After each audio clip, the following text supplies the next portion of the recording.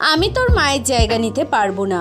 সৎ ছেলের জন্মদিনে আবেগপ্রবণ হয়ে পড়লেন সুদীপা।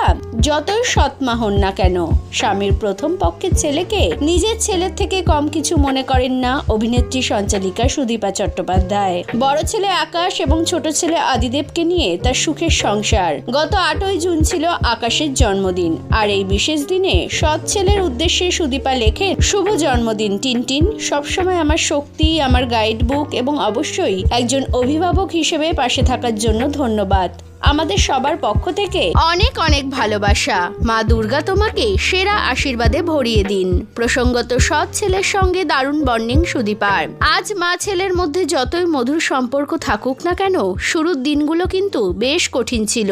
অগ্নিদেবের প্রথম স্ত্রী দেবযানীর সঙ্গে ডিভোর্সের পর বাবার সঙ্গেই থাকতো আকাশ। যখন বোর্ডিং স্কুলে পড়াশোনা করছে আকাশ, ঠিক তখনই অগ্নিদেবের জীবনে সুদীপার আগমন ঘটে। স্বভাবতই একজন সন্তান হিসেবে বাবার জীবনে অন্য কোনো মহিলাকে মেনে নেওয়া সহজ ছিল না। তখন সুদীপাই আকাশকে ডেকে বলেছিলেন, তোমার মায়ের জায়গা আমি কখনো নেব না, কিন্তু আমরা ভালো বন্ধু তো হতে পারি। এই কথা শোনার পর আকাশ যথেষ্ট চমকে গিয়েছিল। এরপর সময়ের সাথে সাথে তাদের বন্ধুত্ব গভীর হলেও অগ্নিদেবের সঙ্গে সুদীপার আইনি বিয়ের দিন আকাশ উপস্থিত থাকেনি। সে স্পষ্ট জানিয়ে দিয়েছিল এই বিশেষ দিনটিতে সে তার নিজের মায়ের পাশে থাকতে চায়, যাতে তার মা কোনোভাবে ভুল না বোঝেন বা কষ্ট না পান। ছেলের এই পরিণত মানসিকতার প্রশংসা করে সুদীপা বলেছিলেন, সত্যি বলছি, আকাশের মতো ছেলে হয় না।